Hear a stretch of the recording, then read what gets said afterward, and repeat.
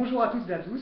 Premièrement, je vous remercie pour les 5 minutes d'attention que vous avez portées à ma vidéo sur mon stage chez VisiView et sur l'état d'avancement de mon mémoire.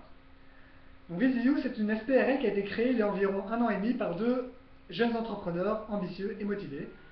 L'entreprise compte aujourd'hui 14 employés et plus de 400 clients.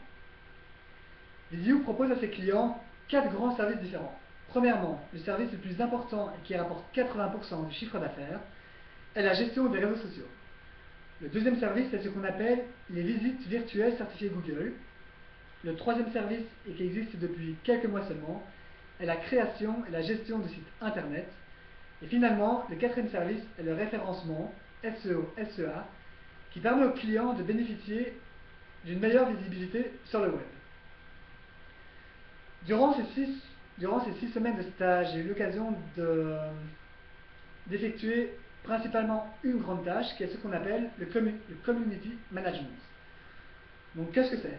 Chaque semaine, j'ai dû publier sur le compte Facebook d'une vingtaine de clients des publications à propos des activités de l'entreprise, des promotions qu'elle compte lancer dans le futur, ou bien tout simplement de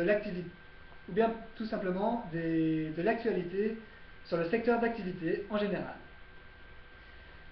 Alors, tout ça nous mène au sujet de mémoire qui est la valorisation d'une PME de cas VisiView. Derrière ce titre assez court et plutôt simple se cache en fait un travail fort complexe, car aujourd'hui il existe 3 grandes approches de valorisation d'entreprise, et dans chacune de ces approches on retrouve 2 ou 3 techniques d'évaluation différentes. Donc maintenant le problème est de savoir quelle méthode d'évaluation est-ce que je vais pouvoir appliquer à VisiView afin d'avoir au final une valeur crédible et surtout réaliste. Donc pour mener ce projet à bien et avoir la valeur la plus réaliste possible, jusqu'à aujourd'hui j'ai pu réaliser plusieurs travaux et entretiens qui m'ont apporté beaucoup de choses. Premièrement, j'ai effectué une analyse approfondie des différentes méthodes d'évaluation utilisées par les analystes financiers et les banquiers d'affaires. Ensuite, j'ai eu l'occasion de réaliser 2 entretiens, premièrement avec Nicolas Valmire, le CEO de VisiView, où là nous avons discuté de l'entreprise en général, de ses activités, des perspectives de croissance, des défis dans l'avenir. Et ensuite ce matin, j'ai pu avoir une interview avec un banquier d'affaires afin de parler des différentes méthodes de valorisation, de voir laquelle correspondrait le mieux à VisiView et pourquoi, et aussi des effets de la crise sur le processus d'évaluation. Ensuite, j'ai également à ma disposition les comptes prévisionnels de VisiView, où là ça reprend les hypothèses de croissance et les données financières futures, telles que le chiffre d'affaires, les résultats, ou encore les différents coûts, l'évolution des différents coûts. Maintenant, jusqu'au 21 mai, il reste exactement 10 semaines, et durant ces 10 semaines, il me reste, comme à vous j'imagine, beaucoup de tâches à réaliser.